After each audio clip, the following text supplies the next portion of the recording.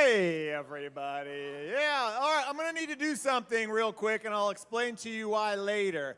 I'm going to need everybody to bunch together because we're going to do a big group photo. Leaders, everybody, are going to need to, try to get right here in the middle. If you're already sitting in the middle, don't worry about it. Everybody else. So you guys all come over here. Leaders, everybody, we're going to try to get right here. We're going to try to get everybody in a big group photo real quick.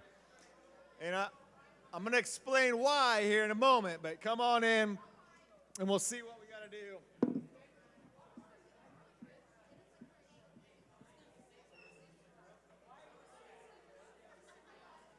No. Oh, you might need to bring these lights down because it's going to be like a really bad glare. Bring these front lights. That is not.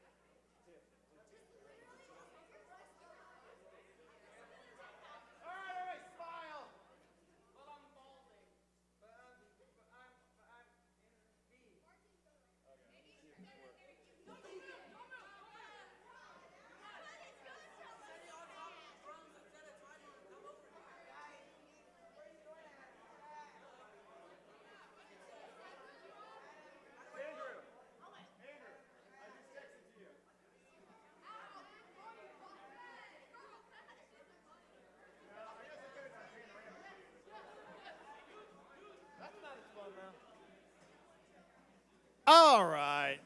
Don't worry. Everyone here is going to get to see it on our Instagram accounts. It's going to be awesome. Yeah.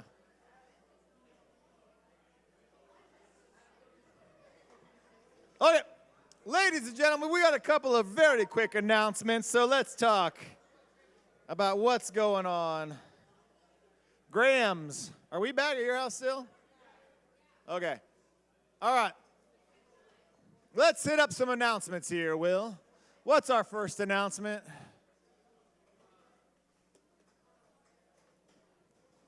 One second. First announcement, it is our Turkey Bowl. This is high school, mid-school, everybody. 10:30 to 12:30. Go ahead and when you arrive, come in through the lower glass doors by the gym. Everybody know where that's at? There's doors down there. All right. Go to those lower gym doors downstairs outside. We'll have those open. Come on in. We're just going to be playing some different stuff. It usually just ends up into like 3 different versions of kickball. It's a lot of fun, and we just want to hang out with everybody. So come on out, 10:30 to 12:30. Wednesday, you don't have school. There is no Exodus. There's nothing going on that night. So come on out, be a part, and join us this Wednesday. Leaders, if you can be here, come on out and join us as well. Everybody can play. So 10:30, 12:30. And then tonight, high school. We do have focus tonight. We will be back at the Graham's house. At the Graham's house. I don't have the address, but if you're on the GroupMe, it'll be there. If you don't know and you would like to join us tonight, please just let me know, and I will get you that address. We'll be back there. We're going to meet at 5 o'clock again. 5 o'clock again because the Chiefs game did get bumped to a Sunday night game, so you can come on out and still make it home. Plenty of time to watch the Chiefs tonight. So 5 o'clock to 6:45. We are on Galatians chapter 1 and 2, just in case you didn't make it last time. Join us this week for Focus. It's going to be a good time. And then coming up after that, so we don't have any Wednesday night stuff this Wednesday, but the following week is Ugly Christmas Sweater. It's our next Exodus XL night, December 7th. So join us for that. I want all of you making sure. Let's finish strong. All of our XL nights have been awesome.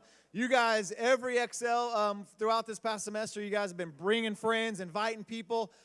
Don't stop that. Use these as opportunities. So start getting on those ugly sweaters now. Go find some, grab some, whatever you got to do, make one. Invite a friend to this, though. This is going to be a friend invite thing. So we will be down here. We're going to be playing different Christmas games for big prizes.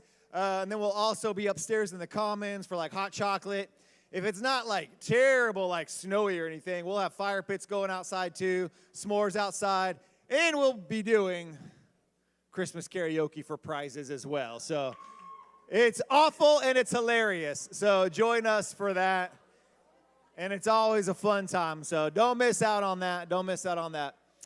So that will be our final XL of the year. Invite. There'll be stuff coming out on Instagram that you can, grab and share with your friends, and it'll look better than that right there. I think that's all of our announcements for now.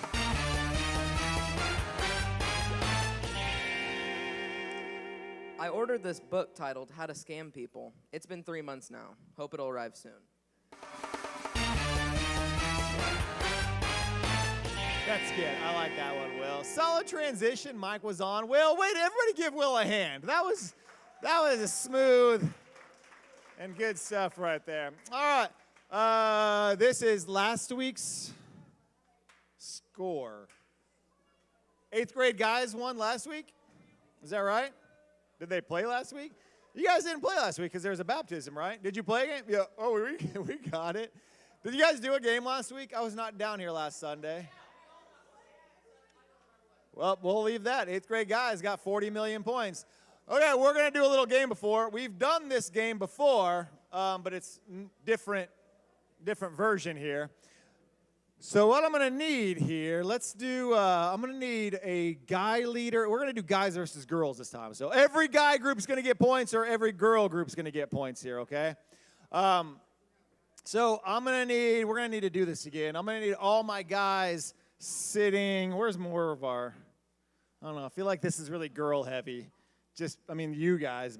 So I'm going to need all my guys on this side and all my girls come to this side. And I'm going to need a guy leader. Let's get, all right, yeah, Jonas, come on up here. Jonas back from college. by coming up here as a leader, Jonas, it means you're going to have to come back for refuel to help lead, all right? So Jonas is going to be right here. Jonas is right here. And let's get a female leader on up here. I need a leader that's usually never comes up. Jill, come on up here, Jill. Jill's never up here. Jill's always sitting on the back. Don't worry. It's up to your students, though, for this, Jill, so you don't have to really do a whole lot on this one. So I'm going to give you guys a couple of microphones. See if it works. I'm going to give them yellow and white. You hold on to that, Mike, please. Hold on to that, Mike. And Jill, I'm going to give you. So, Will, we got yellow and white going here. See what I did? Jill, you got the mic there. Okay. So here's this game, all right? Now, I'm telling you, this game is tricky because if you don't understand it at first, you're not going to get it. So there will be a little puzzle that's going to pop up like Wheel of Fortune. Can you hit that first one, but then hit pause immediately? So hit play and hit pause. Okay, hit pause. Don't let it go. Okay, so it looks like Wheel of Fortune, right? So these are all Thanksgiving things. So Jill, come on in a little bit closer over here. And guys, you might have to like come in closer. You might have to stand up kind of like we did charades on Wednesday. But so you're going to see this. There's going to be letters that start popping up for the word.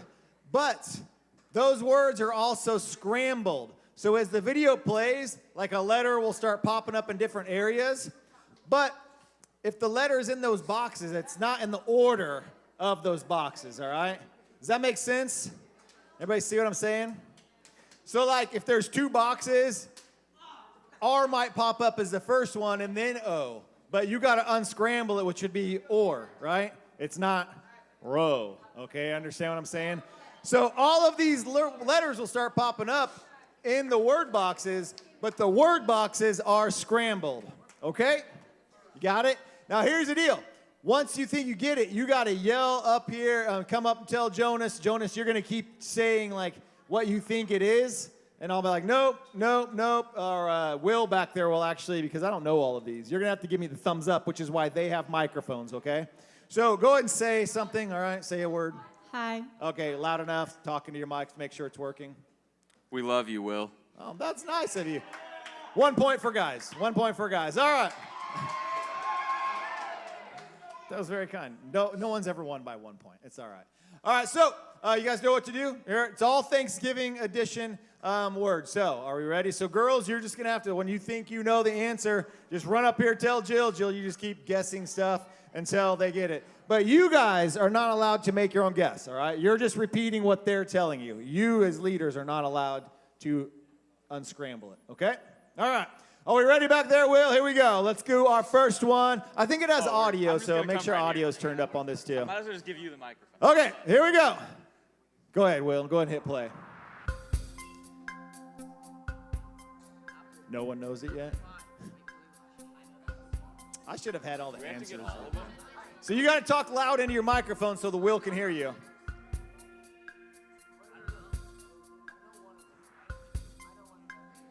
Do we have to get all of them? Yeah, it's like a phrase. It's like a phrase on this one. It's just like Wheel of Fortune. It's a Thanksgiving phrase. So start unscrambling the word boxes there.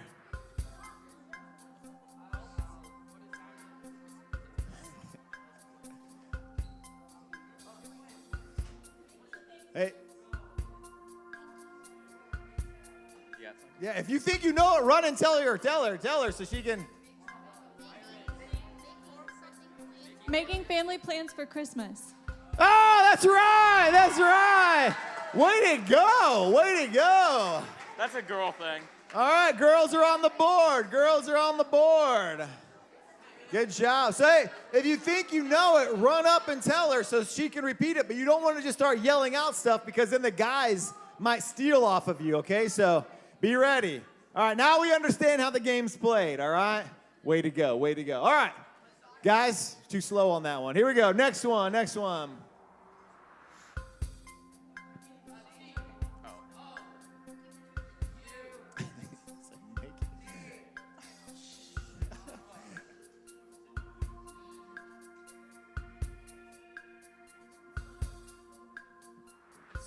Quiet. Yes.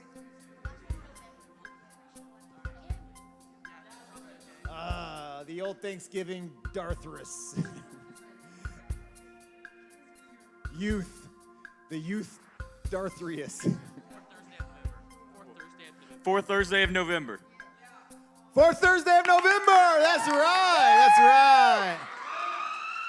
That would be Thanksgiving if you're wondering what's the fourth thing. Thank you. I saw some of you were still confused. I liked Youth Darthus. Do what? I Youth like, Darthus. yeah, I did like Youth Darthrus. I mean, that sounds like an awesome event we should do. All right, here we go. 1-1, 1-1. Go up to the next one. It's a thinking man's game, ladies. Let's go. Thinking person's game. Sorry. You already got the first one. Well, sorry, Molly. I don't know what to tell you.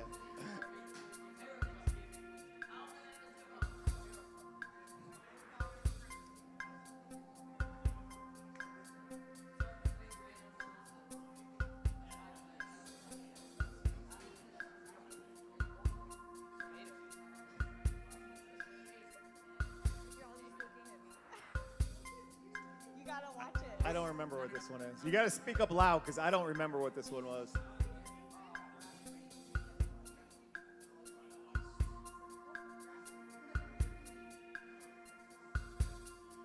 Stop just reading the words, guys. It's not it.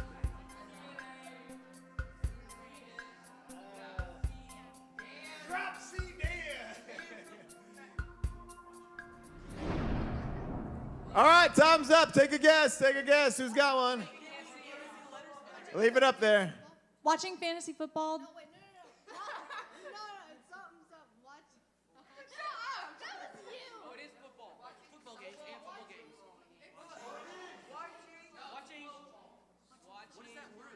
Watching parades and football games. Watching parades and football games. Oh, there it is. Watching parades and football games. Got it. Yeah, that's right. That's right. Okay, 2 to 3. They got 3? Yeah. Oh, that first one, that's like a 1 point in the million points added. That's so, yeah, that's like a 0.1 really. Okay, so it's 2-1, 2-1, right? All right, come on, girls, you guys got this. Let's rally, let's rally. All right, let's do another one. Let's do another one.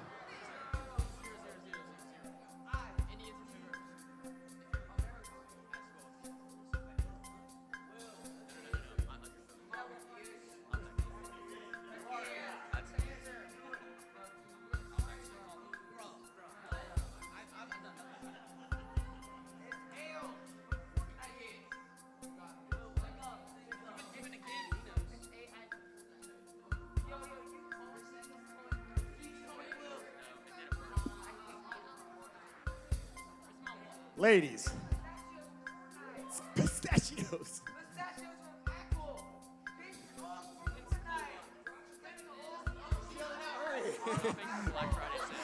Shopping for Black Friday sales. Shopping for Black Friday sale. Oh, there you go. You guys needed to make. Wait, what'd you say? I said it. They say sales? We said sales. Who said sales? I Say it! What Shopping for Black Friday deals. Girls got it. Girls got it. All right. said it. It's good. Hey. Guys, Robin is trying to climb over, and girls are just looking at her. Make way over here. It's not Moses in the Red Sea here, guys. She's like, you guys are like literally preventing yourselves from winning here. All right. If a leader is climbing over you, no matter what it is, move for her. My goodness. All right. It's 2-2. 2-2. All right. For sake of time, this is going to be the tiebreaker. This will be the winner. So, Will. Oh, let's go. Will, pick your best one. Pick the best one back there. All right. Ladies, if someone's running up here, help them, all right? Help them. You guys should have crowd surfed Robin up here to get her over. All right. Are we ready? All ready. You got one, Will? Will's going to pick the best one. Go for it.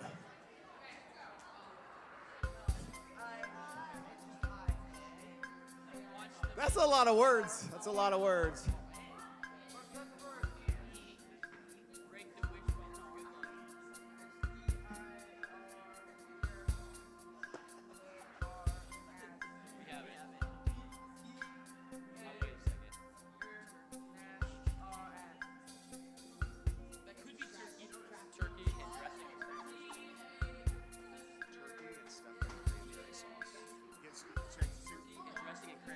Turking and dressing in cranberry sauce. Oh! And today's winners are the men. All right, the men. Way to go, guys. If you guys can put your microphones back, turn them off, and put them right over there. Let's give a big hand for Jonas and Jill. We love you, Rob. Can we have a point? Thank you. No, that's just for kissing up, but I'll take the hug. I appreciate it. You lose 1 point. I'm kidding, Jill. I'm kidding. All right. Way to go. Way to go. And I'm going to give him, so give him 40.2 million. One for saying, and you're going to lose a point, Will. One for saying they love you. But I'm also going to give them 1 point because Devin's rocking the Christmas Waffle House hat. And so I'm really appreciative of that. So give them 1 point for that. All the boys get 40.2. 40.2. And old Drapsy Dan. Drapsy Dan is who visits you when you're not a good kid during Christmas. Old Drapsy Dan visits your house, puts seaweed in your stocking, I think. I don't know. Hey, before I begin, we did not, and this is my fault, I did not send out a devotional plan for the entire student ministry, but you guys can follow along and do a devotional for Simplify on YouVersion, but I also have, if you do not have YouVersion and you want to go and do these, small group leaders, we have copies of these that will be up here as well. So you guys can grab these if you'd like to take these for your group. And we're going to be changing up how we do that a little bit here in the future. So, hey, let's get started. Go ahead and please check out this little video, and we'll get ready. So if you're fidgety, your phones are out and everything right now, get rid of all of that. Put your feet down. Chill out and check out this video as we get into today's lesson.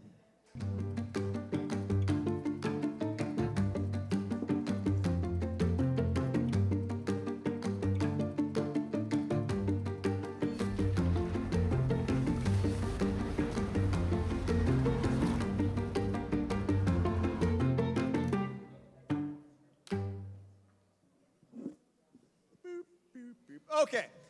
So we are on our third week of Simplify, and I love this lesson. The whole point of this lesson is that sometimes we can take religion, and if you notice, the beginning of this of the title thing, they were posting all of Old Testament laws. And actually, go ahead and Will, if you can play that video again.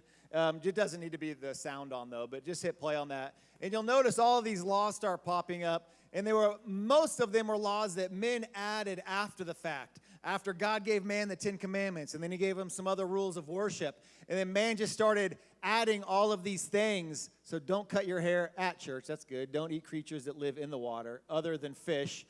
Do not dwell permanently in Egypt. So apparently, don't stand there too long. And they just started adding all of these. And I don't know if you remember, but week 1, we said after the 10 Commandments, they added another 620 some odd different rules and stuff to where it became so impossible. You can't do anything correctly, basically, in the church. And so, when Christ came, he's like, hey, that's not what all this was about. Your faith was supposed to be simple. And they looked at that verse and they said, well, what's the greatest commandment then? And they're talking to Jesus. They said, what's the greatest commandment? And Jesus told them to love the God with all your, anybody remember this? All your heart, all your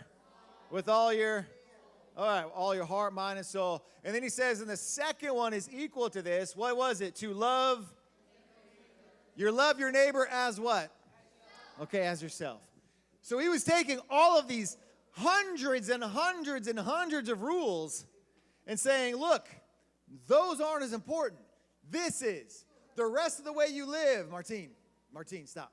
The rest of the way you live will fall into the place. If you are loving God with all your heart, with all your soul, with all your mind, if you're treating other people and loving other people the way you love yourself, all of that other stuff will come into line.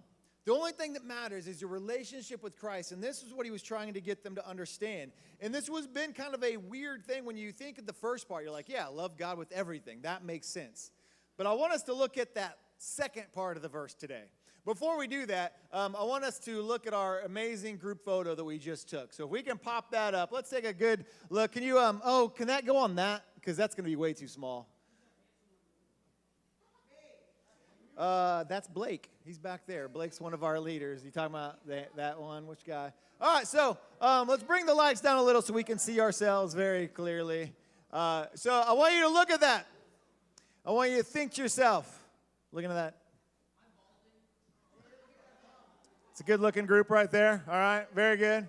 Very good. Now, as you look at that, I got to ask you a question, so you got to follow along with me on this, okay? So I want you to play along. When you look at that photo, when the photo first pop up, someone tell me, without making it too much of a distraction, what was the first thing you looked at? How many of you say yourself? The first thing you automatically was like, I just looked at me. Okay, a lot of you. All right, if it wasn't yourself, raise your hand. If it wasn't yourself, what was the first thing you looked at then? You looked at who? You looked, because Jonas, is staining weight. He grew in college. Jonas hit a growth spurt after. What was the next thing you looked at? Yes, ma'am. You what? You looked at the person next to you? Why? Just like, what'd she look like? All right. Yes, Marius. You looked at Macias. Why Macias? Just because? You're like, where's Macias at? Just wanted to see what he looked like. Why not? All right, one other person, yes. The first thing you looked at was everybody's looking for Macias, man. Everybody's like, oh. They're like, where's Macias at? They got to keep their. All right, you can. All right, so now, if you said look at yourself, I want you to think about this because usually, when people are shown a photo of themselves, or if there's a group of 3 or more, the first person they will typically look at is themselves. Why do you think that is? Someone tell me, why do you think that is? Yes. You what? You care about how you look in front of other people, all right? What else are you looking for there? You don't want to look ugly. You're looking like, how do I look there? Yeah. Hold on. Boys, right here, need you to chill, all right? I can't hear. Yeah. Yeah, you want to see what you look like. And now, when you start and you first look, all right, so you look at a group photo, you see yourself how you look like. What's the first thing you think of when you see yourself in that photo normally? What's your honest answer normally? You can bring these lights up a little bit, please. Yeah. Macias, yeah, wow, I knew he was going to say something like that. What's honestly the first thing you think of? Yeah. All right, why does my hair look like that? Somebody else. What's the first thing? You look at yourself and you think what? Just think in general when you see photos of yourself. Yeah. Why do you look so what? Bright? Just shining? Oh, yeah, look, it's like the sun's just right there on you, just shining down. All right, what is something else you think of? Not even necessarily always in this photo, but whenever you look at a bunch of group photos of yourself, what do you think of? Yeah. Why does my smile look like that? What else are you thinking? Yes, ma'am. Are my eyes are open, or maybe they're not open? Yes, sir. What? You think of your school on Tuesday? Okay, Martin. Somebody else. What do you think of when you look at those photos? Yeah. Why is my head tilted? Why do I look like a dead rat? All right, yeah. So here's the thing. All right. So what I wanted to do here is when we first look at this, all right, we look at these photos, and we typically look at ourselves. Martine, I'm going to have you stand up. Stand up and go sit back there by Chris, please. Martine, go now, or we're going to go call Mom. Thank you. Go. All right. Now, when you look at photos or anything like that, the first thing you normally do, you don't look at what everybody else is doing. And if you could even be on vacation in front of something amazing back there, it's oh, we're in France, and there's a picture of me and my family in the Eiffel Tower, and some stranger takes a photo of you, and they give it back, and you look, and your first thing you're not looking at, you don't look straight at the Eiffel Tower. You don't look at whatever's behind you. You're like, how do I look? filter pose. You know, you go through all this stuff, and your first thought is like, man, look at my family. Look at how great, this is an awesome vacation. No, you look at yourself and like, oh, my smile's crooked. Oh, that eye, I'll retake that. And we get frustrated. And this is it's a normal reaction with what we do. The first thing we notice, and it's rarely Macias' answer. It's rarely like, man, I look good, all right? Look at me. Like, you don't look at your family photos and like, y'all are lucky. This is a good photo because look at how good looking I am. You usually spot the 10 different things you don't like about yourself. And like, usually no one else even notices those things that you're looking at. You're like, oh, this piece of hair's off. Oh, why does my eye look like that? Oh, and like everybody else is like, you look fine. Like, what are you talking about? The worst thing is when they tell you that and they're like, that's how you always look. You're like, wait, what? That's how I always look? Like, yeah, that's just your normal face. And you're like, oh, no. And you start getting worried about it. So why? Why is this important? Because I want us to think about that verse and what we're talking about here right now. See, we all are okay usually. When we hear that verse, love the Lord your God with all your heart, with all your soul, and all your strength. If you consider yourself a Christian, if you would say there's a time in life when you've accepted Christ your Savior, you hear that verse and you're like, yeah, like that makes sense. If I love God with all I have, then like I want to do that, and then I'll follow after God. But Jesus said the second part. He said, I want you to also love your neighbor as you love yourself. And so sounds like good, but I want you to really think about this. So when you look at yourself so often, your normal reaction is to automatically point out all of the things you don't like about yourself. You start pointing out all the negative things that you don't love about you. And that can kind of be like, it kind of throws everything off. See, we start to look at ourselves and go, okay, I'm supposed to love my neighbor as I love myself, but all you do is notice all the negative things about yourself. How then can that overflow into how you love on other people? If all you are used to doing is pointing out negative things about yourself, this flows over into how we treat others. How we view ourselves is direct relation to our relationship with Christ, believing truth in that He's spoken to our life, and also how it affects how we treat other people. If I don't see that in myself, I'm going to be pulled back. I'm going to be withdrawn. If I don't see myself as someone of value or someone worthy of love for myself, then I'm not going to be willing to step out and show love for other people. And so I wanted to show that because it's a quick, normal reaction to when you see yourself, what are all the things wrong about me? And this is how we tend to think of ourselves because it's kind of normal. It would be weird if I was like, what's the first thing you notice? And you're like, myself. What is it you notice about myself? How beautiful my hair is. How wonderful my smile is. I make the thing glow. That picture is 10 times better because of me in it. So it's like this weird thing. You're like, well, we're not supposed to have pride. So why are we supposed to love our neighbor as we love ourselves? But there is a difference between having like an ego and pride, but also knowing truth about yourself. And this is what Christ was kind of demonstrating here of, do you see value in yourself so that you can love on other people? And because we need to understand this, we need to make things a little more simple. When he's told them this, like love your neighbor as yourself, he was really trying to simplify this idea of just treat people kindly, because this is how you would want to be treated. Love on other people with kindness, because this is how you would want to be doing it. Don't always view everything as negative, because that's how you see yourself. And so this matters to Jesus. And so he says, love your neighbor as yourself.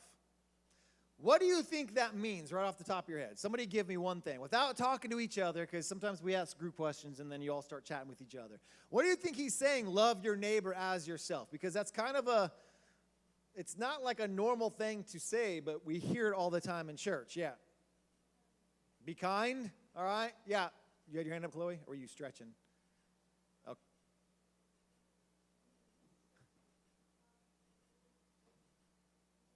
Okay, yeah, I mean, it's considered the golden rule because this is what Jesus says is the most important. But what does it mean to love your neighbor as yourself?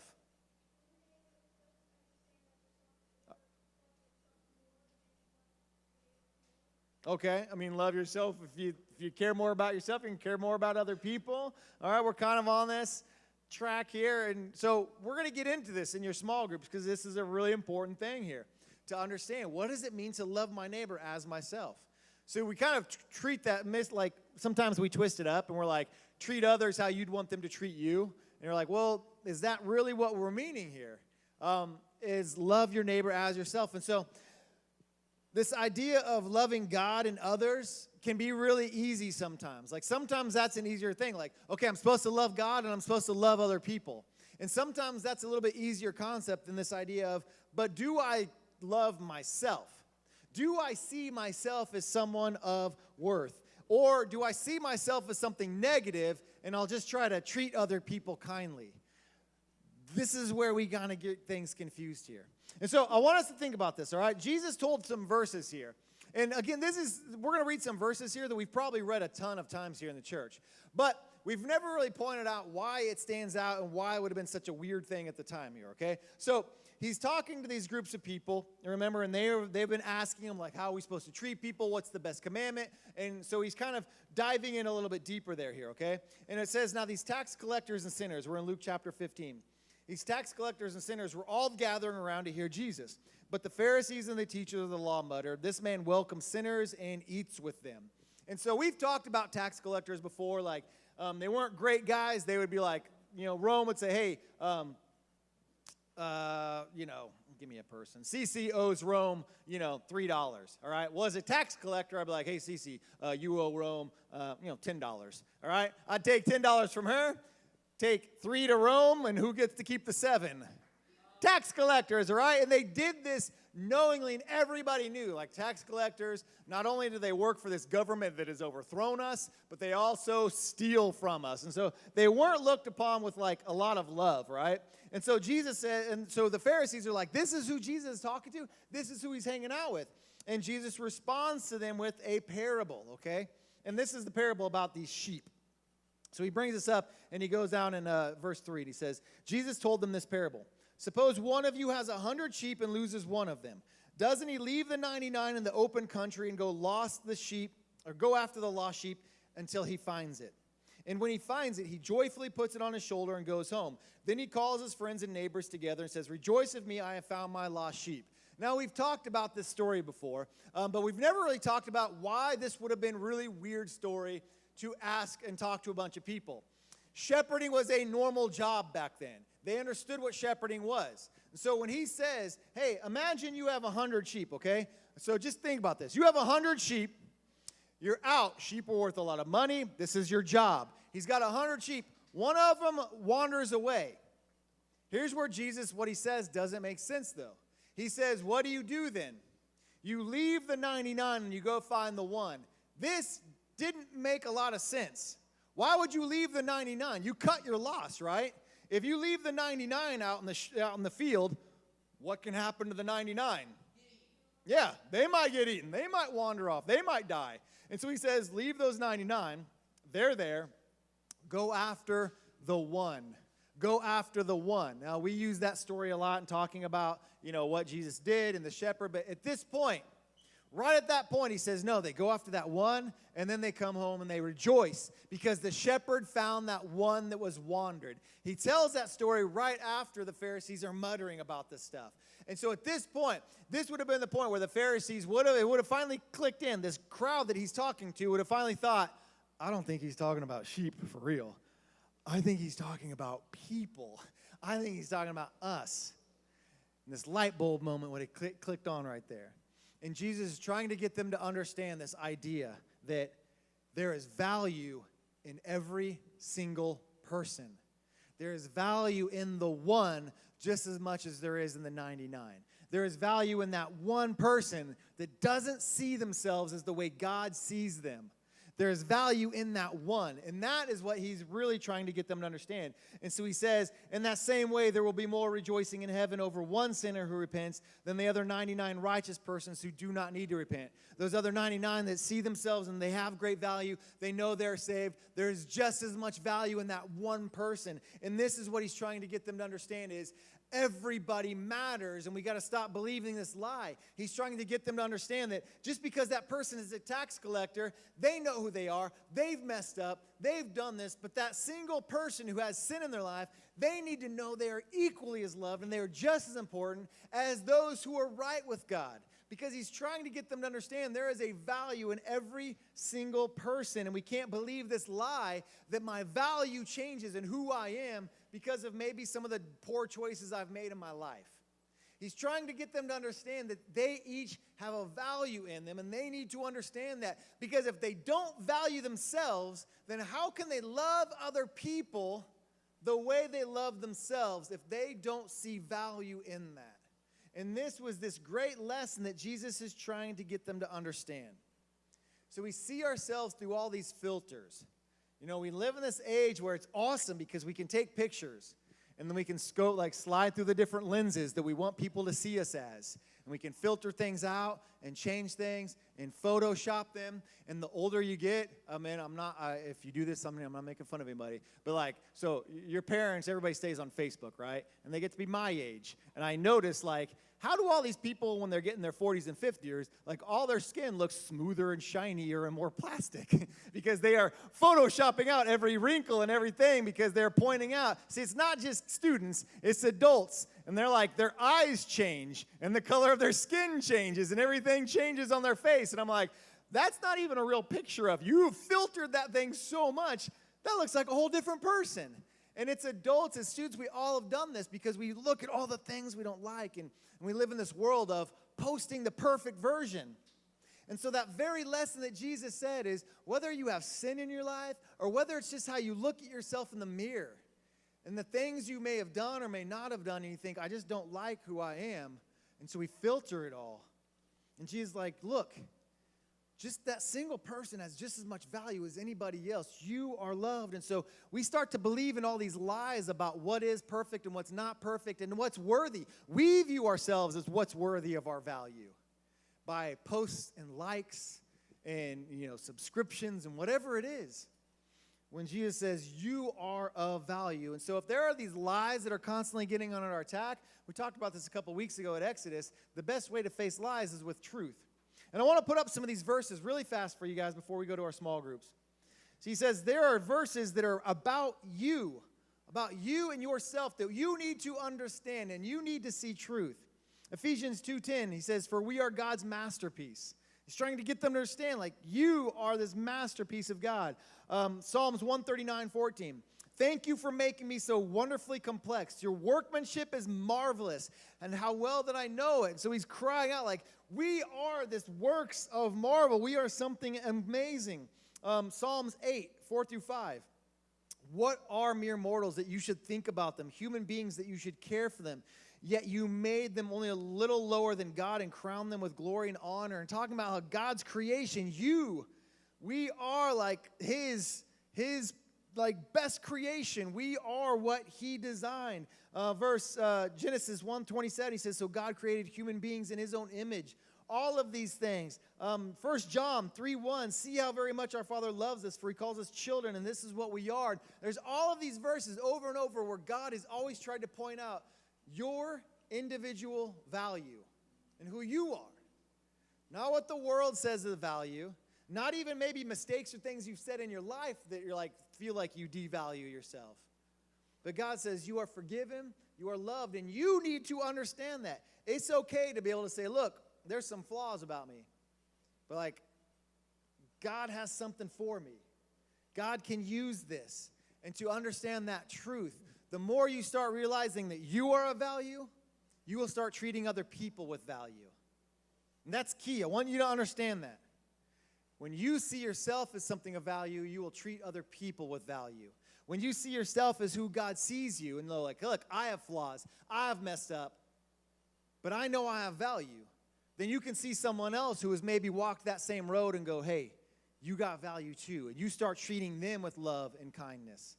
If you can't treat yourself with kindness and love, it's going to be really hard to do that for other people. And so this is where Jesus just tried to simplify all of it. Stop trying to degrade yourself and constantly put yourself down. Know that you are something of worth. Follow after God and love God with all your heart. And then realize you are someone of value and treat other people with that value and love too.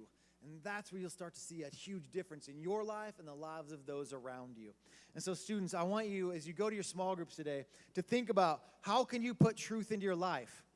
You know, do we put scripture? Do we look at these verses? Talk to your leaders about other verses. Like, what are other verses that talk about these things? And pick one verse. If you walked away with just that, I am God's masterpiece.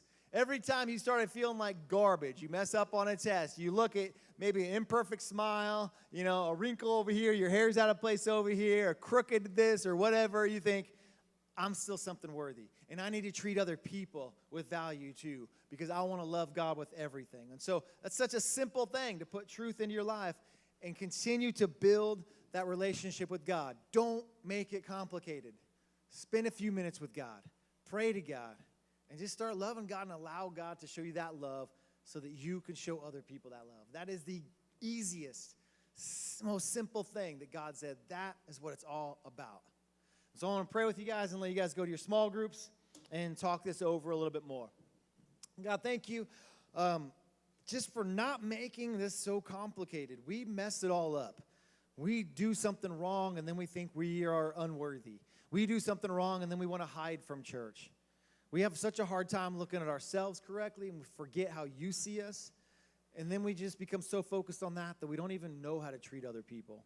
And so, God, I pray that we just remove all of that. We know we are loved, we know we are forgiven, and we know we can treat other people with love and show them forgiveness. We know that we can love you because you have loved us, and that's really all it's all about. Spending time and growing in a relationship with you and allowing you to grow that in our lives, God. We thank you for that. Amen. All right, guys, go to your small groups and then have a great Thanksgiving if we don't see you Wednesday. And don't forget, leaders, there are sheets up here for this week's devotions.